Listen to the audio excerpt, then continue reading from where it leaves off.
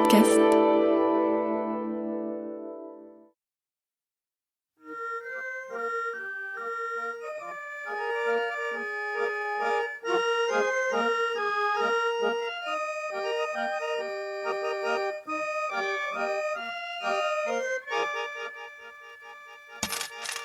Oh, thank you. Thank you, Monsieur Sherlock Holmes. La radiodiffusion-télévision française vous présente Les enquêtes de Sherlock Holmes, une production de Maurice Renaud, réalisée par Abder Isker, d'après l'œuvre de Sir Arthur Conan Doyle. Aujourd'hui, Monsieur Milverton, maître chanteur. Bonsoir mes chers amis. Je suis heureux de vous retrouver ce soir et de reprendre le récit des aventures que j'ai vécues avec mon ami Sherlock Holmes. Celle que je vais vous raconter cette fois illustre à merveille le courage tranquille et la stupéfiante audace de cet homme qui est parmi ceux que j'admire le plus au monde. Figurez-vous qu'un après-midi de 1882, nous étions allés nous promener ensemble et une longue marche dans un froid très vif nous avait mis d'excellente humeur.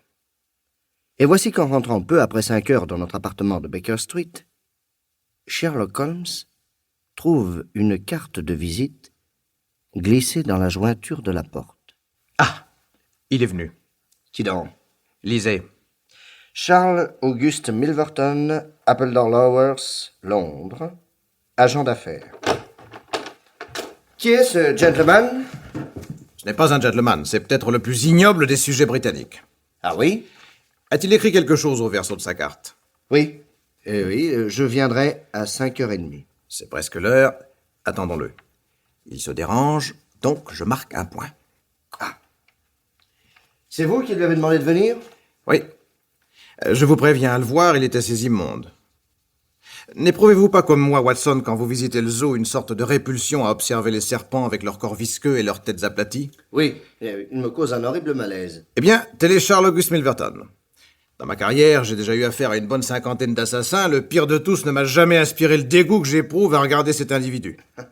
Dans ces conditions, pourquoi souhaitez-vous le voir? Parce que c'est le prince des maîtres chanteurs. Et que je dois tout faire pour libérer une certaine personne des griffes de cet être doué d'une sorte de génie. Avec un bon sourire et une absence totale de sensibilité, il presse le citron jusqu'à ce qu'il soit complètement sec. Et il joue un artiste de l'anxiété et de la terreur de ses victimes. Personne ne lui a encore tiré une balle dans la peau? Ça pourrait venir. Mais les documents compromettants dont il se sert pour faire chanter les gens, comment se les procure-t-il? On sait qu'il les paie très cher et il y a toujours des domestiques et des femmes de chambre prêts à trahir leur maître pour de l'or. Il entretient même une équipe d'agents provocateurs, de beaux garçons très hommes du monde, qui savent gagner le cœur des jeunes filles et des épouses imprudentes. Il a des gens partout. Je me suis laissé dire un jour qu'il n'aurait pas versé moins de 700 livres à un chasseur d'hôtel pour acquérir un billet d'amour de 2 lignes dérobé dans une chambre. L'une des plus grandes familles du royaume ne s'en est pas relevée. Dans tout ce qui traîne sous les oreillers, dans les secrétaires ou les corbeilles à papier, finit chez Milverton. Croyez-moi, Watson, je conseille à toute personne pourvue d'une haute situation de ne rien avoir à se reprocher. Sinon, cette crapule abat immédiatement sa griffe. Immédiatement. Pas toujours. Milverton est bien trop riche et trop astucieux pour travailler la petite semaine. Savez-vous qu'il tient parfois une carte en réserve pendant des années? Il ne la jouera qu'à la minute précise où l'enjeu sera le plus gros. Enfin, il y a des tribunaux. En théorie. Mais en pratique, jamais. Alors, dites-moi, qui aurait intérêt à étaler ses petites turpitudes, parfois une seconde de faiblesse, à la publicité d'un procès, alors qu'il s'agit toujours d'une personnalité, une femme le plus souvent résignée à payer le silence n'importe quel prix? Écoutez, une voiture s'arrête devant la maison. Ouais. C'est lui. Dire que ce petit homme replet et rose a l'air d'un aimable bourgeois, avec sa plisse d'astracan et son éternel sourire. Mais ne manquez pas d'observer ses yeux gris derrière les lunettes d'or. Eux ne trompent pas. Quel âge a-t-il? La cinquantaine. Je vais ouvrir.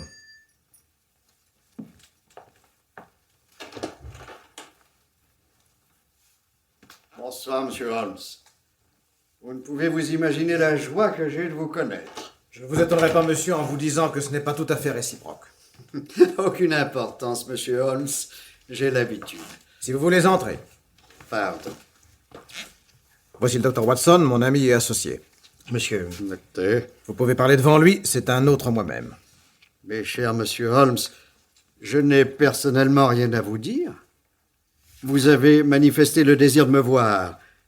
Je vous écoute. Asseyez-vous. Merci. Monsieur Milverton, je suis dûment mandaté par Lady Eva pour défendre ses intérêts auprès de vous. Vous êtes-elle autorisé à accepter mes conditions? Quelles sont-elles? 7000 livres. Sinon? Je suis navré d'avoir à le préciser, mais si l'argent n'est pas versé le 14, le mariage de cette jeune fille ne sera certainement pas célébré le 18. Vraiment? Je suis bien placé pour vous l'affirmer. Et moi, je vous conseille de ne pas trop compter sur cette affaire. J'ai vivement engagé ma cliente à tout dire à son futur mari et à compter sur sa générosité. On voit bien que vous ne connaissez pas le jeune comte de Dovercourt. Je le connais fort bien. Alors vous devriez savoir qu'il n'est pas homme à épouser une jeune fille dont la conduite n'a pas été irréprochable. Il n'y a pas grand mal dans les quelques lettres écrites à ce personnage obscur. Oh, grand mal, certainement. Vous et moi avons l'esprit large. Disons seulement qu'elles sont primes sautières, pleines d'une verve due certainement à l'imagination d'une jeune personne insatisfaite, beaucoup plus qu'au souvenir d'épanchements intimes et précis. Mais tout de même, si je faisais lire ces lettres au comte de Dovercourt, je suis certain qu'il n'apprécierait guère ce genre de badinage.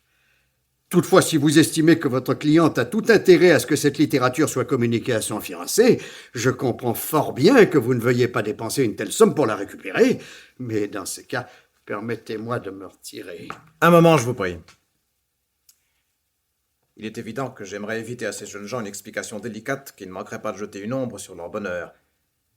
Aussi, aimerais-je trouver avec vous un terrain d'entente. Vous m'en voyez ravi. Vous savez aussi bien que moi que Lady Eva n'a pas de fortune, ou si peu. La somme que vous réclamez est au-dessus de ses moyens. Rendez-moi les lettres contre 2000 livres, c'est le maximum qu'elle puisse faire. Personnellement, elle ne peut pas payer davantage. Je le sais fort bien. Par contre, à l'occasion de son mariage, n'est-ce pas là un moyen rêvé pour sa famille de lui prouver son affection? Peut-être sont-ils embarrassés par le choix d'un beau cadeau à lui faire. Et j'ai tout lieu de croire qu'elle accueillerait le retour de ce petit paquet de lettres avec beaucoup plus de joie que tous les chandeliers et beurriers du monde. Il n'est pas question de mettre la famille au courant. Dommage, monsieur Holmes, dommage. Pourquoi les dames répugnent-elles tant à faire le petit effort qu'on leur demande? Elles ne se rendent pas compte. Tenez, par exemple, regardez cette enveloppe gravée aux armes d'une des plus grandes familles. Elle contient un petit billet qui a été écrit par la ravissante main de Lady... Ah non, non, il ne serait pas très gentil de dévoiler son nom avant demain matin. Car c'est demain matin que ce billet sera mis sous les yeux de son mari. À tout seigneur, tout honneur, n'est-ce pas? monsieur, vous êtes une crapule. Mais aussi, pourquoi ne m'a-t-elle pas remis la misérable petite somme d'argent que je lui demandais et qu'elle pouvait se procurer en 1 heure, en troquant ses vrais diamants pour des faux? N'est-ce pas impardonnable?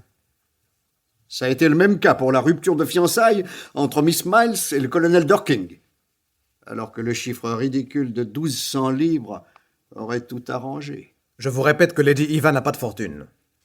Vous avez intérêt à accepter la somme que je vous offre plutôt qu'à briser la vie d'une femme, puisque cette ruine ne vous apporte rien. Erreur, monsieur Holmes, erreur. Même sans toucher un sou. Ce scandale me rapporte beaucoup. Pensez qu'actuellement, j'ai en train une demi-douzaine d'affaires semblables.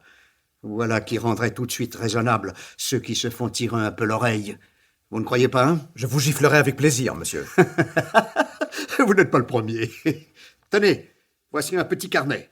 Watson, mettez-vous derrière ce bandit et empêchez-le de sortir. Voilà, il peut toujours essayer. Parfait. Maintenant, voyons un peu ce que contient ce carnet. N'approchez pas ou je tire. Docteur, allez vous placer à côté de monsieur Holmes. Je préfère une bonne porte derrière moi. Merci. Moi qui attendais de vous quelque chose d'original, monsieur Holmes. Ce petit jeu a été essayé 1000 fois, il n'en est jamais rien sorti de bon. Je vous jure que je suis prêt à tirer. Ceci dit, tenez, à la réflexion. Voici le carnet. Je vous en fais cadeau. Et voici l'enveloppe qui contient le billet de la toute volage DDX. Vous en ferez ce que vous voudrez. Vous voyez? Je suis beau joueur, hein? Adieu, messieurs.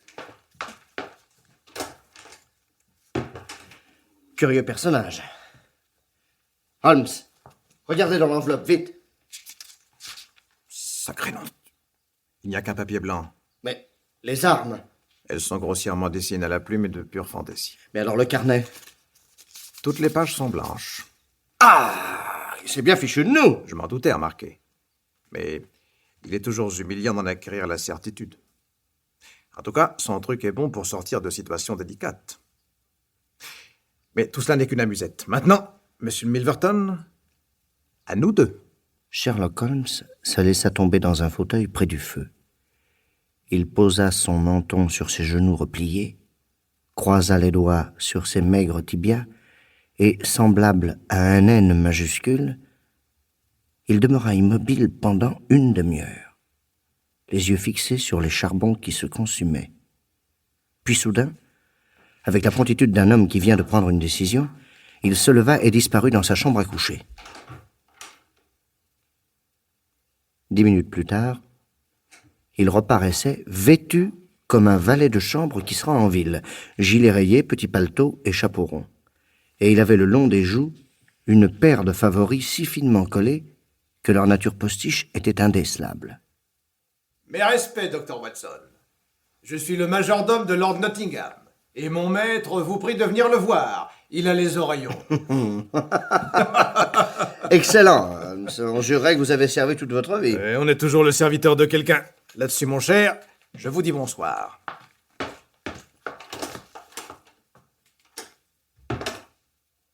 Et il sortit.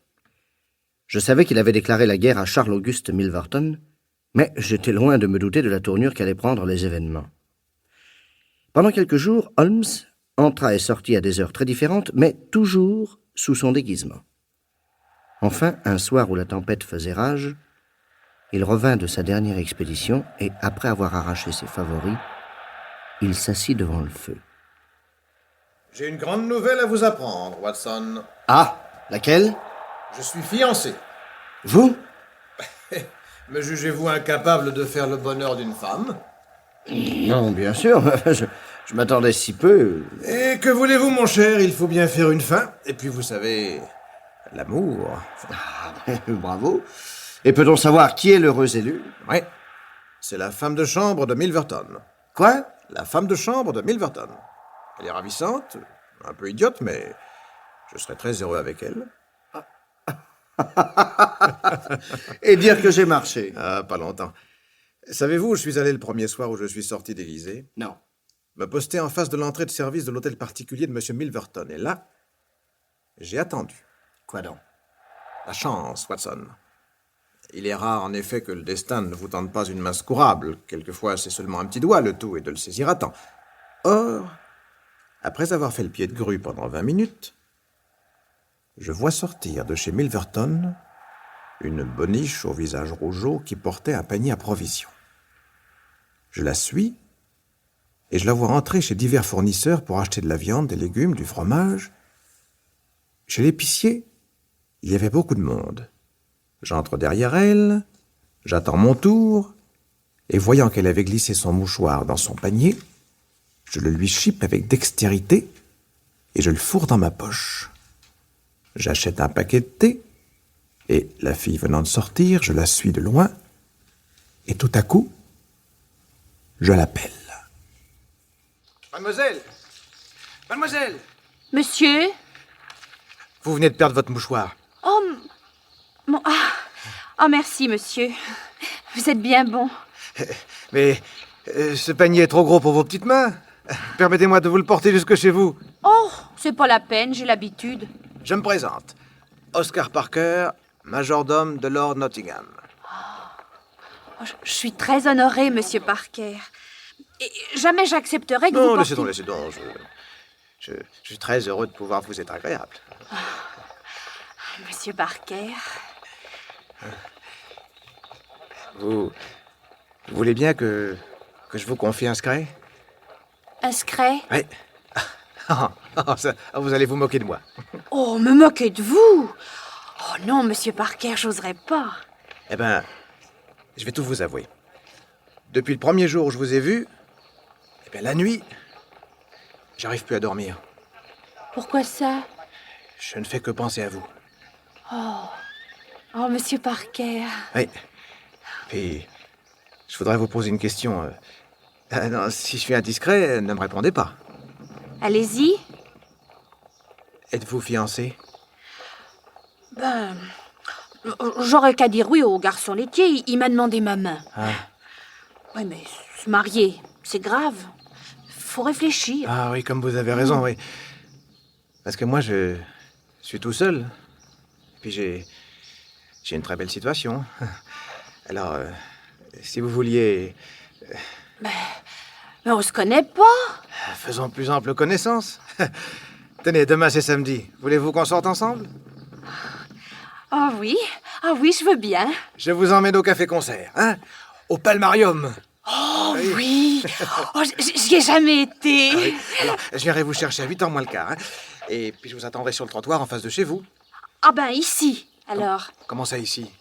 Ah, vous travaillez dans l'hôtel particulier qu'il a en face? Oui, chez Monsieur Milverton. Ah oui, je la connais pas, non?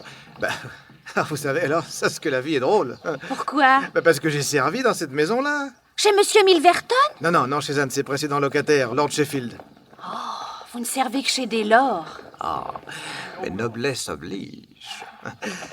Oh, ainsi vous évoluez dans des pièces où j'ai vécu moi-même.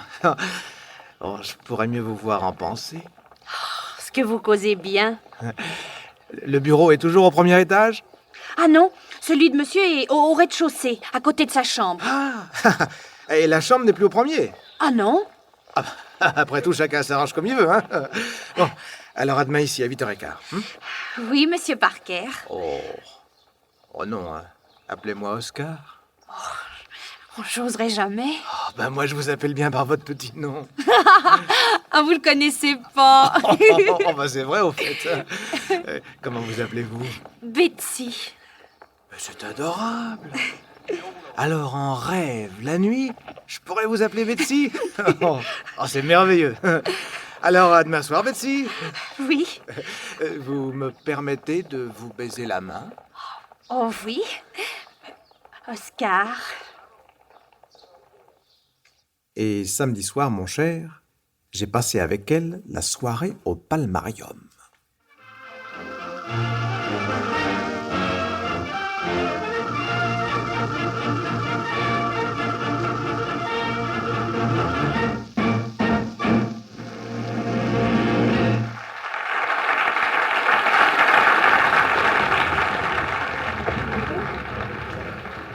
Alors, Betsy, le spectacle vous a plu? Oh oui, Oscar, c'était bien.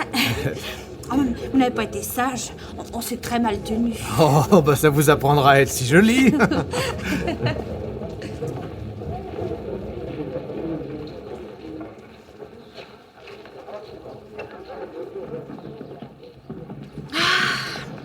Me voilà rendu.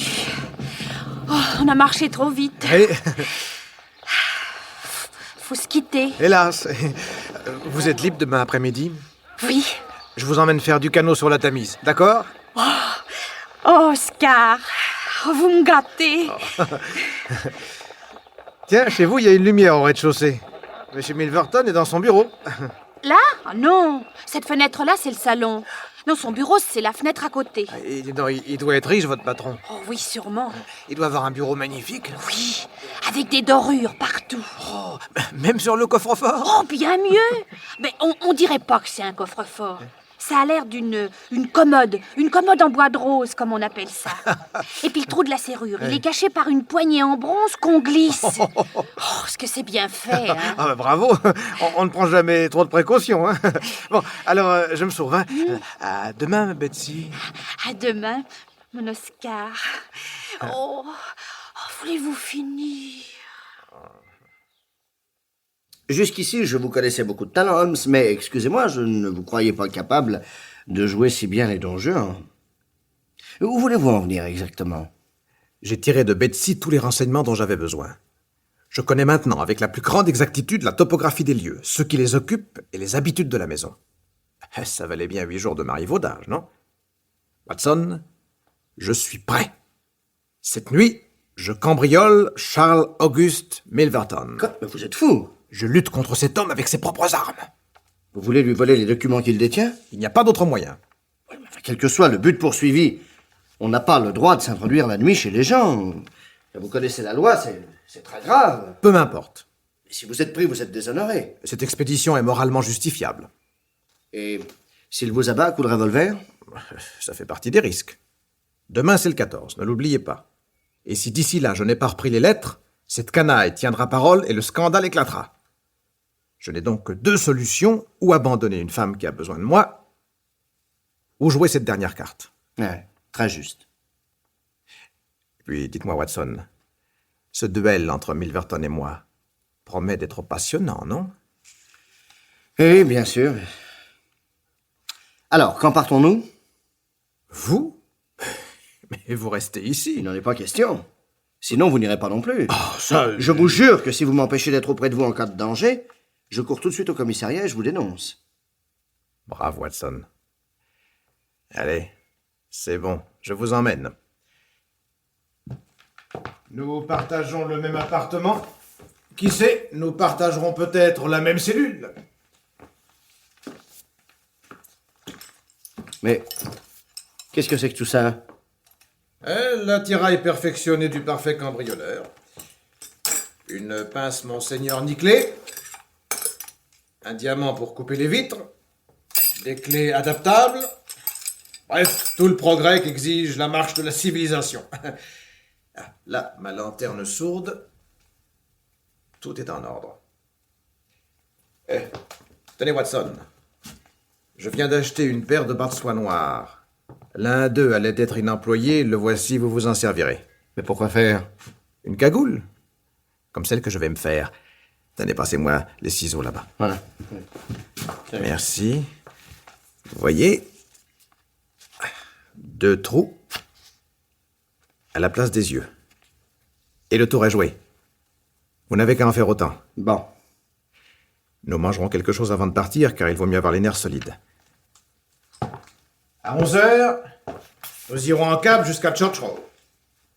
De là, un quart d'heure de marche jusqu'à Appledore Towers, et nous nous mettrons au travail un peu avant minuit. Betsy m'a dit que son maître a le sommeil si lourd qu'à l'office, c'est un sujet inépuisable de plaisanterie. Parfait. Mais à quelle heure se couche-t-il? Tous les soirs à 10h30, sauf le samedi. Nous sommes jeudi, donc tout va bien. Mais dites-moi, le bureau, comment se présente-t-il? Il est au rez-de-chaussée de l'hôtel particulier, et il y a 3 portes. Oui. L'une donne sur le hall, la seconde sur la chambre où Milverton sera en train de dormir, et la troisième sur une cour de service. Mais cette porte-là est toujours fermée par de lourdes serrures et une barre transversale. Nous ne pourrons donc entrer que par le hall. Oui, et avec un peu de chance, nous serons de retour ici vers 2h du matin. Les lettres de Lady Eva dans ma poche. Nous nous étions mis en habit afin de ressembler à 2 gentlemen qui rentrent du théâtre. Un cab nous conduisit dans le quartier de Milverton, mais bien entendu, ce fut à pied que nous approchâmes de la propriété. La rue était déserte. Alors, sans hésiter, Sherlock Holmes sort de son par-dessus un trousseau de clés et en essaie plusieurs pour ouvrir la grande grille.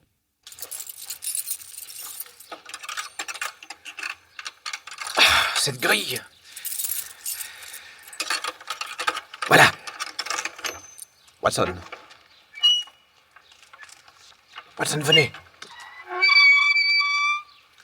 Passez. On entend le perron? Bien. Maintenant, mettons les cagoules. Voilà, c'est fait. Maintenant, attaquons-nous la serrure de la porte d'entrée. Chut! Écoutez. Non, c'est un chien dans une autre propriété. Voilà, la serrure a joué, tout va bien. Watson, entrez derrière moi. Passez. Là. Vous voyez en face la porte de gauche? C'est la porte du bureau. Oui.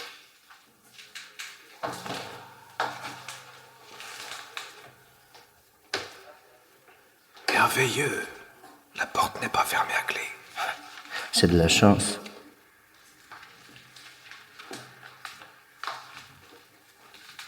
Écoutez. Tout va bien, entrons. Watson, refermez la porte.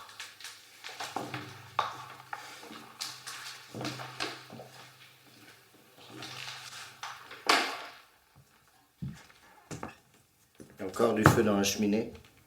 Et il éclaire suffisamment le bureau, c'est inespéré. Attention.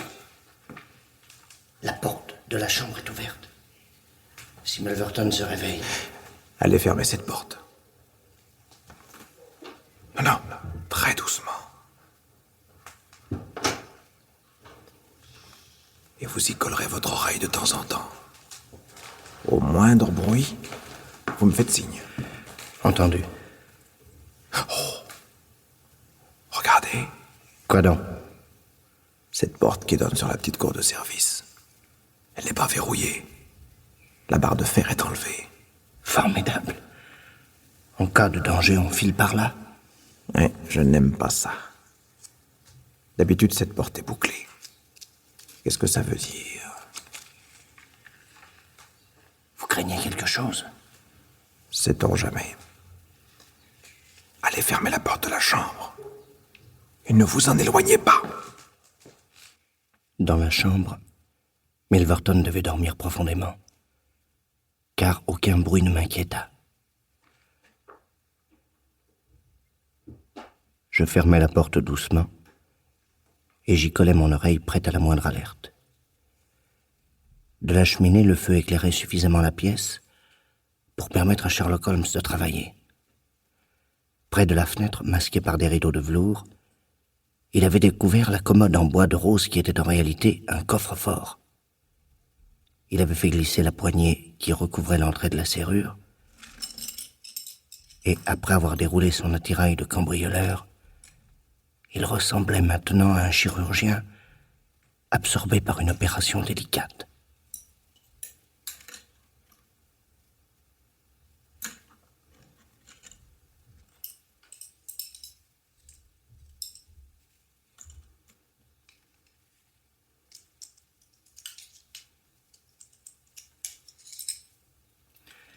Pendant une demi-heure, je le vis poser un instrument et en reprendre un autre, les manipulant avec la douceur et la force d'un spécialiste virtuose. Soudain, j'entendis un déclic. La lourde porte venait de s'ouvrir. À l'intérieur du coffre, j'aperçus plusieurs paquets de lettres. Sherlock Holmes en sortit un. Mais soudain, j'entendis du bruit dans le hall.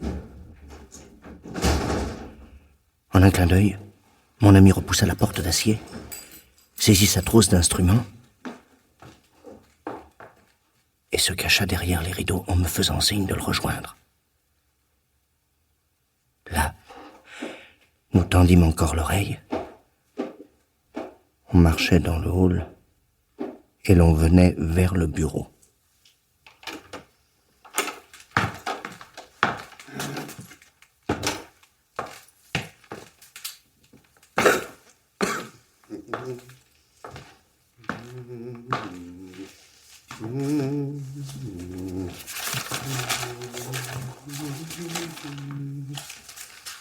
C'était Milverton. Ainsi donc, il n'était pas couché. Il avait dû s'attarder dans le fumoir ou la salle de billard.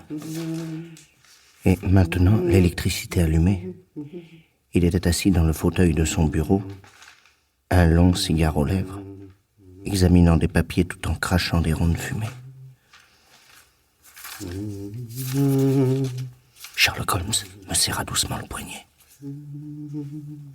Il dominait parfaitement la situation. Mais je n'étais pas sûr qu'il eût remarqué ce que je ne voyais que trop par la fente des rideaux. La porte du coffre-fort était mal refermée. Si Milverton allait s'en apercevoir. Je me tins prêt à sauter sur lui et à l'étouffer sous mon manteau pendant que mon ami s'occuperait du reste. Mais il ne levait pas les yeux, quittant seulement sa lecture de temps en temps pour regarder sa montre. Qu'attendait-il? On frappait à la porte qui donnait sur la petite cour de service.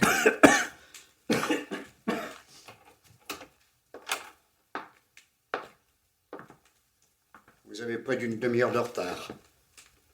Entrez. Asseyez-vous. C'était une femme au visage voilé. Vous ne pouviez pas venir plus tôt? Non. Les lettres que vous m'apportez sont, je pense, des pièces de choix. Oui. Il y en a combien? 6. Écrites de la main de votre maîtresse. Oui. Je vous préviens, ne cherchez pas à me tromper. Je connais parfaitement l'écriture de la comtesse Alberti. Quel prix en voulez-vous? Crapule. Quoi? Pas un geste où je tire. Mais... Oh, les mains. Si c'est une plaisanterie... Regardez qui je suis. Vous? Oui, moi. Vous avez ruiné ma vie, mais maintenant, vous allez payer. Laissez ce revolver! Vous êtes folle! Laissez ce revolver! Vous avez peur. Vous voulez de l'argent? Quoi? Vous ne m'en demandez plus? Ce soir, c'est vous qui m'en offrez? Votre prix sera le mien! Trop tard. Vous avez fait porter à mon mari mes pauvres lettres. Et il en est mort. Qu'est-ce que vous dites? L'homme que je respectais le plus au monde est mort hier soir d'une crise cardiaque. C'est vous qui l'avez tué. Mais je n'ai pas voulu ça! Vous rappelez-vous? La nuit où, à travers cette porte, je suis venu vous supplier. Vous ne m'avez même pas ouvert. Vous avez ri d'un rire ignoble. Et le lendemain, vous m'exécutiez, pensant ne plus jamais entendre parler de moi. Mais cette nuit-là, Milverton, j'ai appris comment me retrouver face à face avec vous. Et me voici. C'est fini. Vous ne ruinerez plus d'autre vie comme vous avez ruiné la mienne. Vous ne ferez plus jamais de mal à personne. Au secours!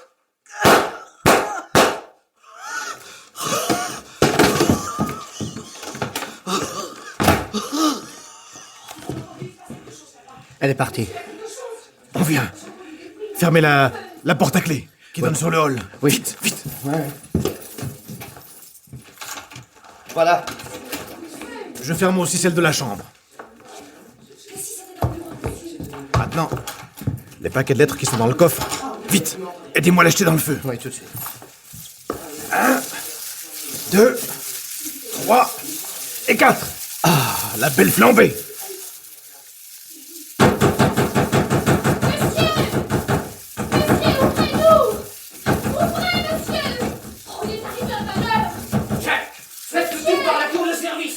Ils vont nous couper la sortie. Vite, essayons de sortir par la petite porte.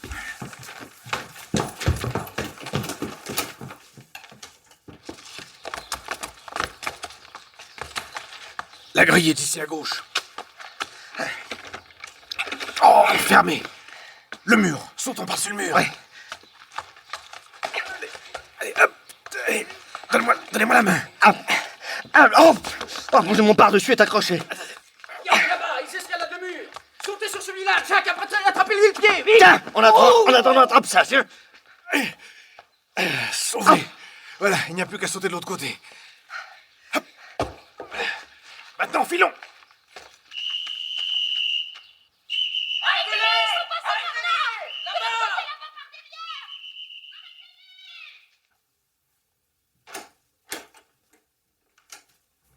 Bonjour, Watson. Vous avez bien dormi? Un tantinet agité, et vous? Moi, admirablement. Je me réjouis d'annoncer à Lady Eva que cette nuit, j'ai fait du feu avec ses lettres. Un beau feu de joie. Oui. Et il y a en Grande-Bretagne bien des personnalités qui ne se doutent pas une seconde de ce qu'elles vous doivent. Oh. Dites-moi, mais dans tout cela, la pauvre petite Betsy, qu'allez-vous en faire? Elle épousera son garçon laitier. Après mûre réflexion, Watson, ce n'était pas une femme pour moi. Tiens, je vais ouvrir. Ah, inspecteur Brown. Bonjour, Dr. Watson. C'est l'inspecteur Brown de Scotland Yard. Ah, Brown, entrez donc. Quel bon vent vous amène? Bonjour, monsieur Holmes. Avez-vous beaucoup à faire en ce moment? De quoi s'agit-il? Vous ne pourriez pas nous donner un petit coup de main pour débrouiller une affaire assez sensationnelle qui a lieu cette nuit? Hein? Quoi donc? Un nommé Milverton a été assassiné. Hein? C'était un maître chanteur qui, vous le savez depuis longtemps, détenait des documents compromettants sur des hautes personnalités. Il a été tué à coups de revolver par deux individus qui ont fracturé le coffre et qui ont brûlé tous les papiers qu'il y avait dedans. Hein? Et vous avez le signalement de ces deux individus? L'un était, paraît-il, grand et maigre, Ouais. et l'autre de taille moyenne, costaud, large d'épaule. Il était moins agile que son complice. Jacques, un des domestiques, a pu lui attraper le pied. Mais le type s'est dégagé si violemment que le pauvre gars en a vu 36 chandelles. Mais dites donc, taille moyenne, costaud et large d'épaule, ça pourrait être le signalement de Watson, ça? Mais c'est vrai. Docteur, ça pourrait être votre signalement. Oui, oui, oui, oui. Non, je suis navré, Brown, mais ce Milverton était une ignoble fripouille. Et puisque la loi est impuissante à punir certains crimes, parfois la vengeance privée a du bon. Vous ne trouvez pas? Mais, monsieur Holmes... Non, mon cher, non. Non, inutile d'insister. Je ne me mêlerai pas de cette affaire, car en l'occurrence, et exceptionnellement, ma sympathie ne va pas à la victime, mais au meurtrier. Brown s'en alla profondément déçu et toute la matinée, je remarquai que Sherlock Holmes s'était préoccupé. J'avais l'impression qu'il était à la recherche d'un souvenir qui lui échappait. Il feuilletait une pile de magazines illustrés soigneusement, page par page. Soudain, il se dressa. Je savais bien. La voilà. Qui? La dame de cette nuit? Et je vis, sur la couverture du magazine, le portrait d'une femme merveilleuse en robe de cour, coiffée d'un haut diadème. Oui, c'était bien la dame de cette nuit. Je retrouvais dans le visage le nez délicatement busqué, les fins sourcils, la bouche d'un dessin très pur, au-dessus d'un menton volontaire, tant de beauté entrevue si vite au cours de cette nuit tragique. Et je crus perdre le souffle en lisant le nom et le titre de cette femme qui avait tué. Alors Sherlock Holmes posa un doigt sur ses lèvres. Il reprit le magazine, l'enfouit au milieu des autres, et il alluma sa pipe.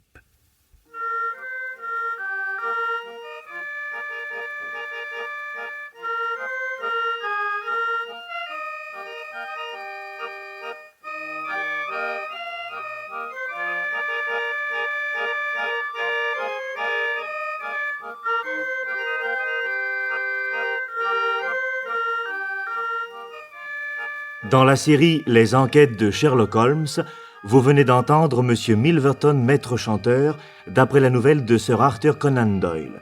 C'est une production de Maurice Renaud. Bruitage Henri Saint-Georges, assistant de production Jacques Béraud, réalisation Abderrysquer. Avec Maurice Ténac, Sherlock Holmes, Pierre Mondy, Dr Watson. Et Henri Crémieux, Jacques Danoville, Geneviève Gombert, René Vernès, Jean Dumontet.